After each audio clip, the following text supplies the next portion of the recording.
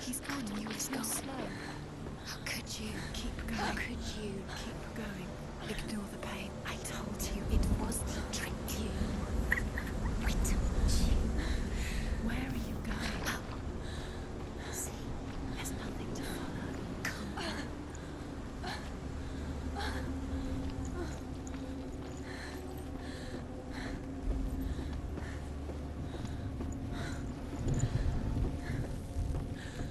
Before she first met him, she was not in a good place. Just a teenager, but not like the others. Barely functioning, she rarely left the house. Her father, Zimbel, made sure of that. Only occasionally did she venture out on her own, collecting firewood and herbs. Errands out in the Orkney Plains. That was her world.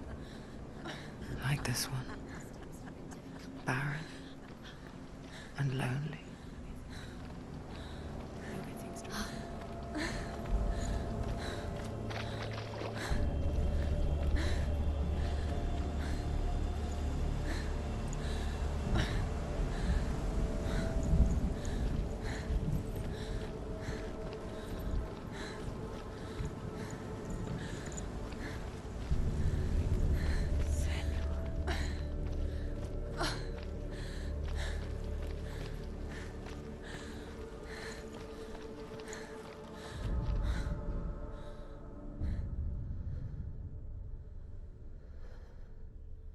Senua, there will be times that you will feel alone and exhausted, like a strange little fish swimming against the tides of the big ocean.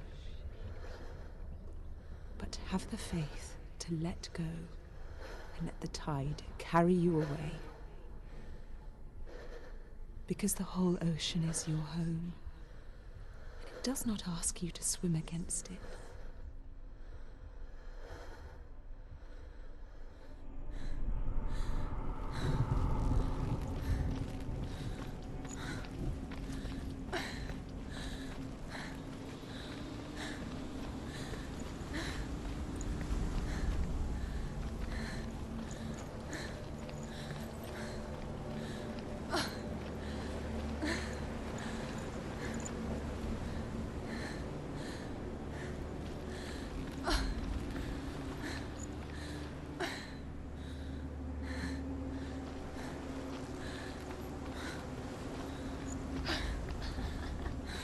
Already disappeared. Nothing lives here, not even you.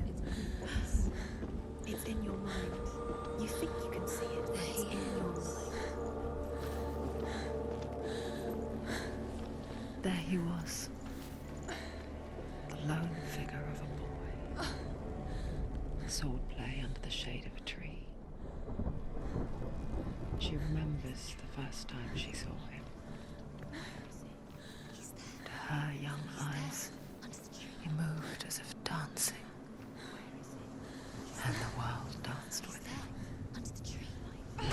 The gloom lifted. For the first time in years, she felt a ray of hope.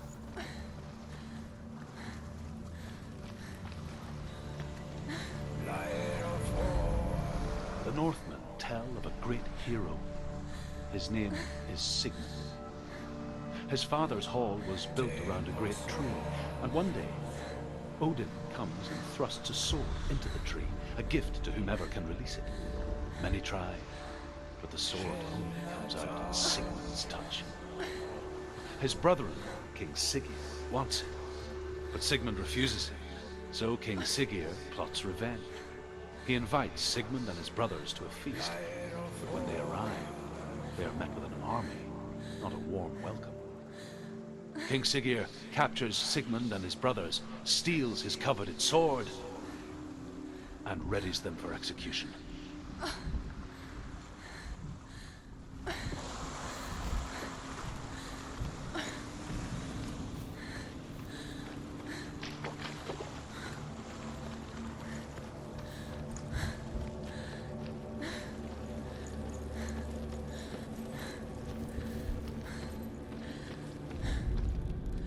death for Sigmund and his brothers seems certain.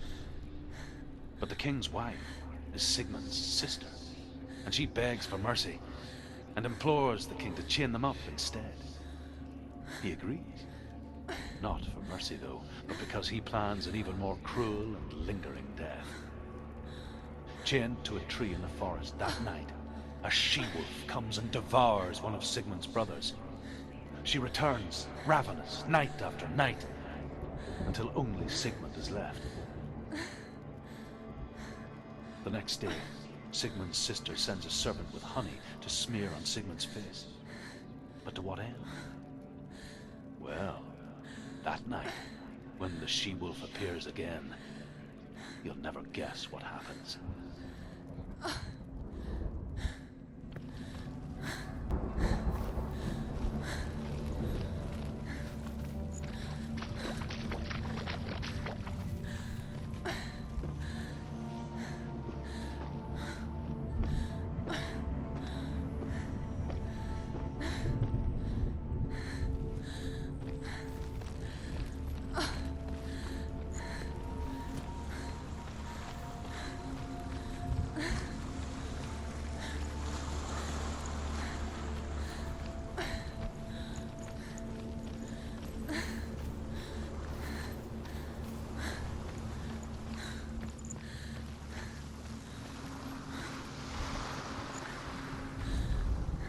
As the she-wolf licks the sweet honey from Sigmund's face, he bites the wolf's tongue. The she-wolf pulls away, but Sigmund holds on. The chains break, and he is free. After his escape, Sigmund lives like us, hidden in the forest. His enemy, King Siggeir, believing him dead, as his sister plots revenge. And for vengeance to succeed, even the great Sigmund needs help. So she sends her sons to him. But their blood is weak and corrupted, and they're put to death by Sigmund. So his sister hatches a new plan, one that is cold of heart and pure of blood.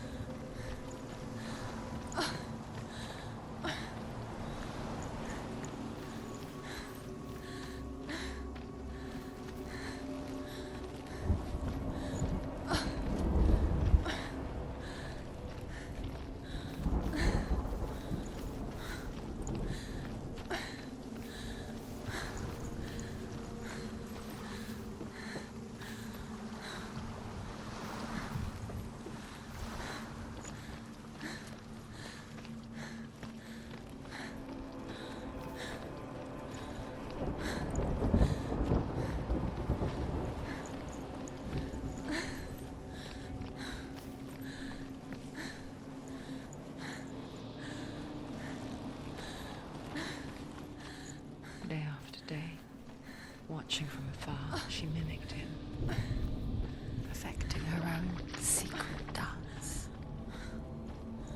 wishing those fleeting moments of light would stretch out to last forever. Sigmund's sister trades shapes with a sorceress, and in disguise, she lies with her own brother. She gives birth to a son named Sinfjotli. After a time, she sends him to the forest to Sigmund.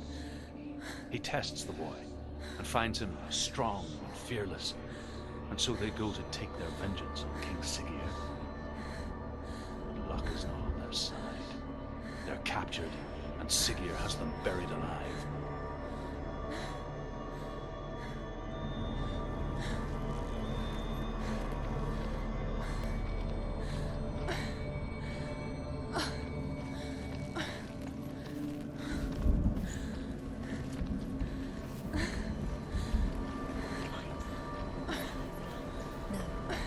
It's a trick. It's an illusion.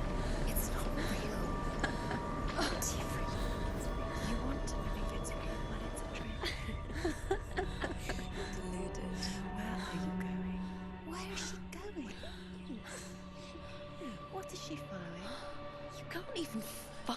It's just deception. How does he so effortlessly court the world in bliss? If only she could do the same. See the world through eyes anew. And dance with it, just like he does.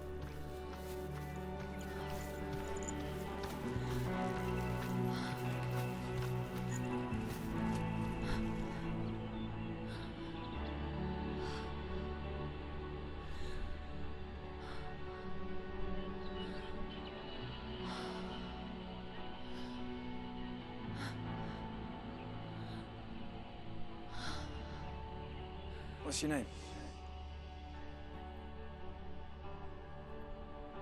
Senua.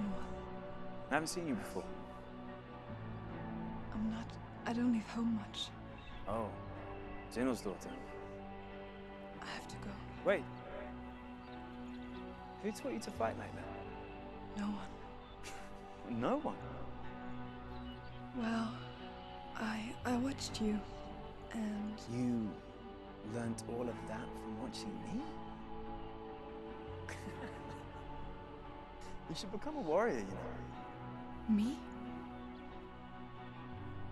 I'm Dillian. I'm here for the warrior trials. Just come and watch. And bring your sword. You can't put it into words.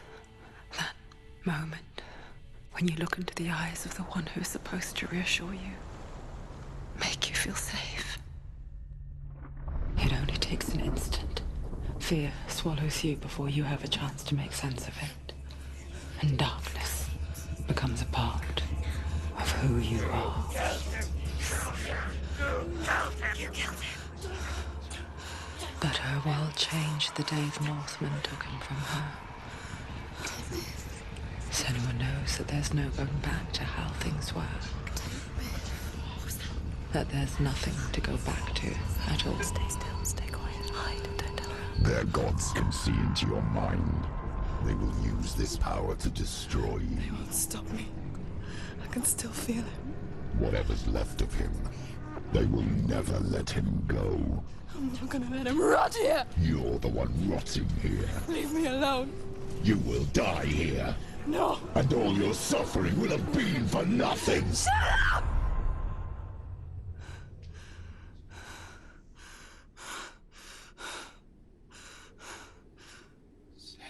Dillian? Is that you?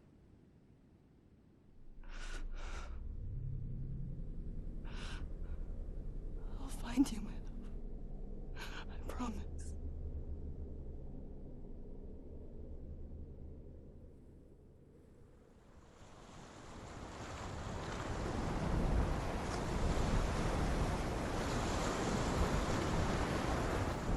By the tree. Can you see him? You want to believe it. Is he not real? Is he there? You're alone in these mountains. Is that Dillian? Nothing lives here. You won't survive. You met him by the tree. She met him by the tree. Maybe it's a sign, the tree. What's he trying to tell you? He's waiting for you by the tree.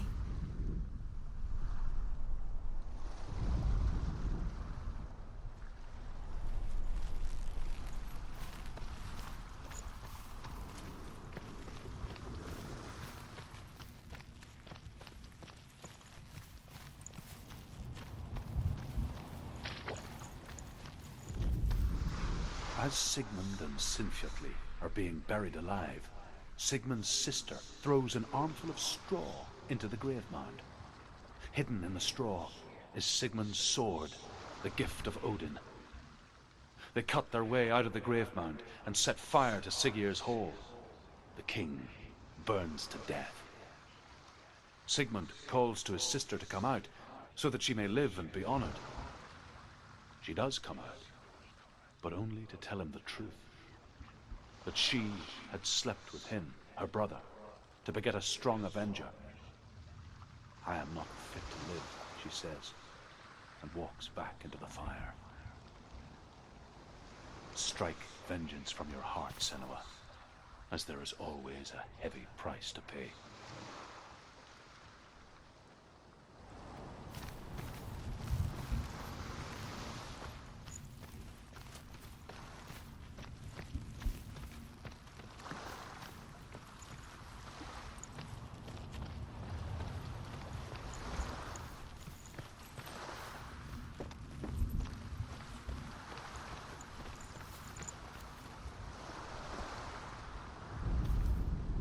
And here is the end of Sigmund's story.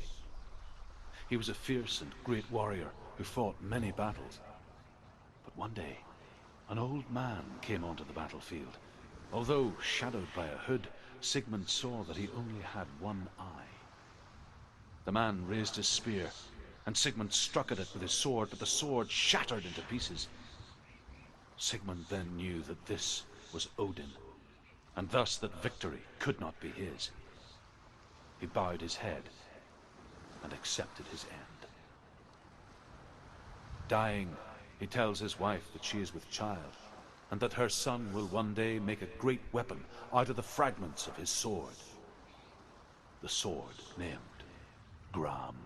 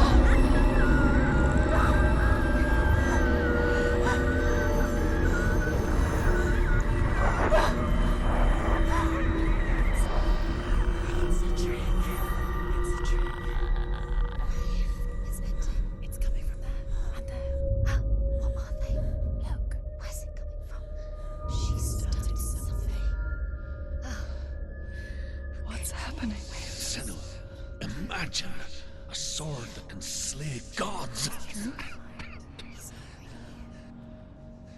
Its name is Gramr. It was forged by the god of all Northmen, Odin, and gifted to Sigmund, a great warrior. I need this sword. It's important. Can you help me? The sword appears whole, but it is an illusion. It shattered into shards long ago. It is said a great warrior can reforge Gramr by answering the trials of Odin, one for each shard. The roots of the Tree of Death will take you to new lands, where you will face the trials. Go to the shards. Go to the shard. Go to the shards. What's the shard? Find it. The metal. The runes. You need that sword. Go to the shard. Find the shards. Where is it? Find it. There it is. Focus. There's the shard. Focus. Focus. Use your eyes. Look. Get closer. What can you see? A king in the north forced the dwarves to make a sword that would never fail and never rust, and that would slice through iron and stone and bring victory to its bearer. But the angry dwarves cursed it. It would be the death of a man every time it was drawn, and it would be the death of the king. Let me tell you about the sword Tyrving.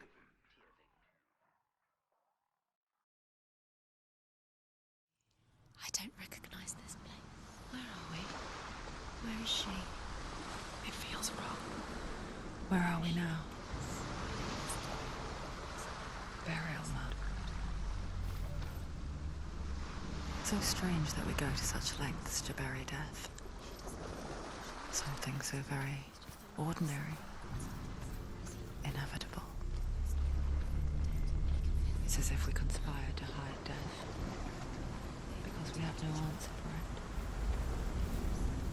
But when it comes and forces itself onto our friends or loved ones,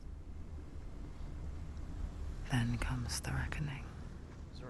Born after he was killed. She is a wild, willful child who teaches herself to fight with weapons.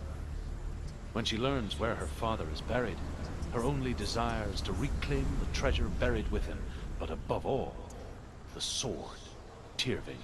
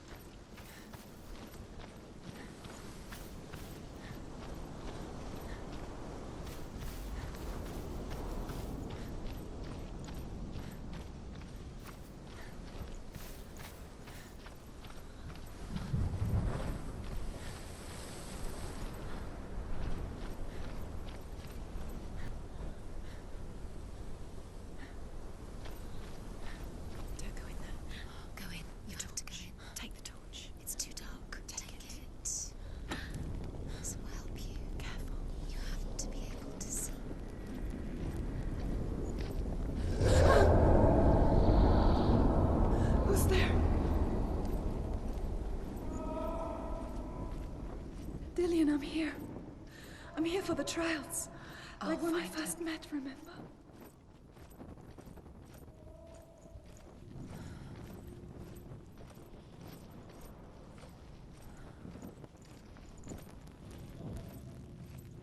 Was that? Did you hear that? Nothing. Was that voices? Is that his voice? Herver disguises herself as a man to join a band of warriors, and soon becomes their leader. When they come to the island where her father is buried, her men do not want to go ashore. They say that evil haunts the island, and that it is a worse place by day than other places are by night. Fearless, she lands alone. There are many grave mounds, and all of them have ghostly flames burning over them. She comes to the grave mound of her father after passing through these ghostly fires, as though they were mist. The flames I passed through were real enough. Damn the Northmen to hell.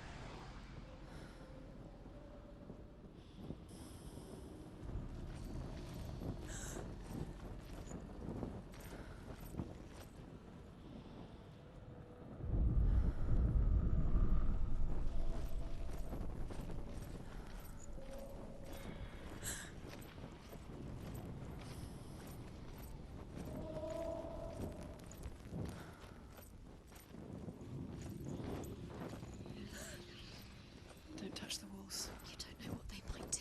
Turn back. She has to keep going. It's not safe here. She has to keep going. If you go down there, no one can see. I can hear him. It's too scary.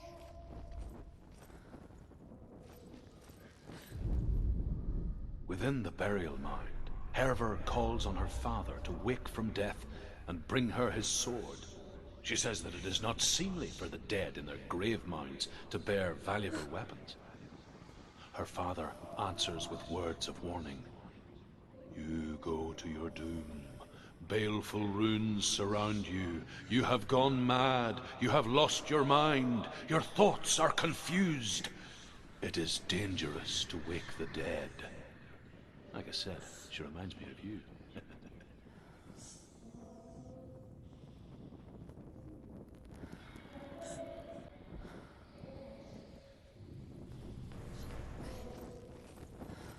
The voice is getting louder. Listen. Dillian. Listen, listen, listen. It's him. Listen. It's getting louder. There he is. You're getting closer. Keep going. Senua, follow the voice. You're nearly there. Dillian. It's him. He's going to save you. Fine, it's not him. It's not him. We told you. We told you it was a trick.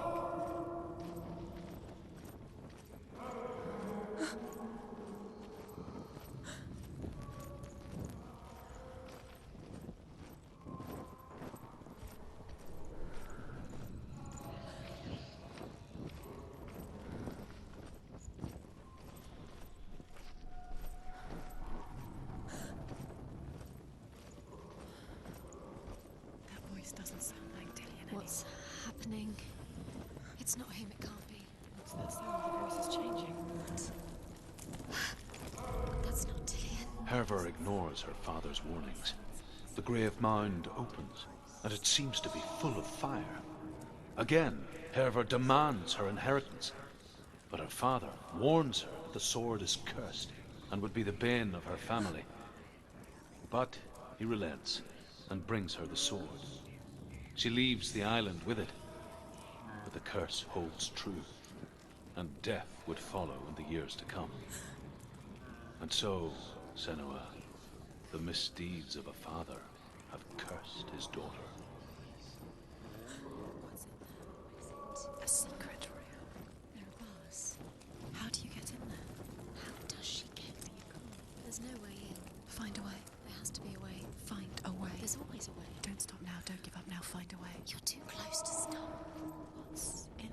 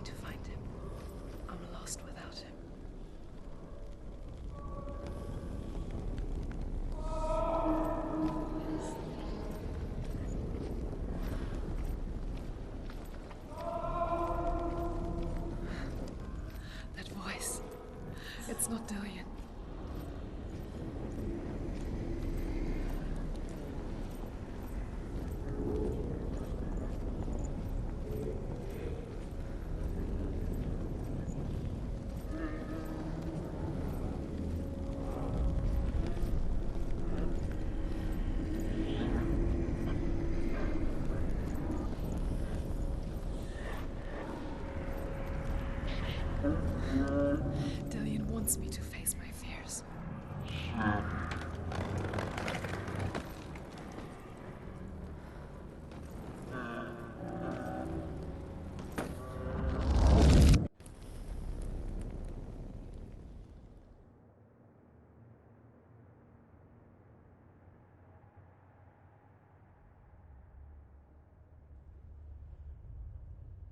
Father?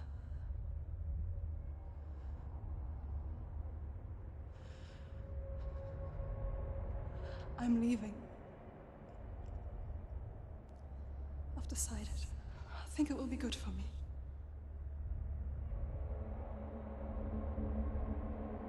It's the darkness. It's speaking through No, you. Dad, it's me. I think I can beat it. In my own way.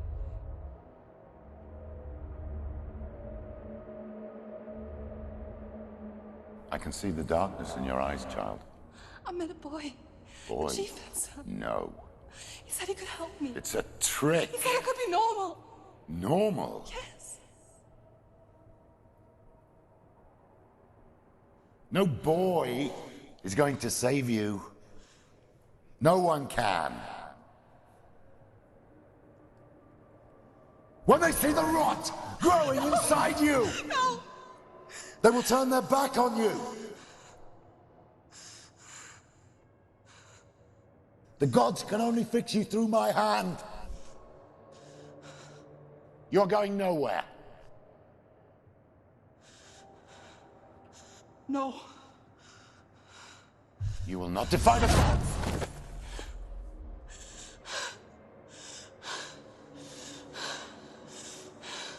Come, child, take my hand. Come. Senua. I am leaving! You cannot escape the darkness. Your curse will make everyone suffer. You will have blood on your hands!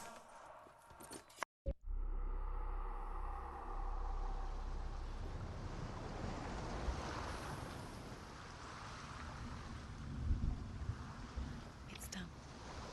You did it. But there's more. There's more. You're tired, but you have to keep going. There's still more. There's always more to do. It's not going to be easy.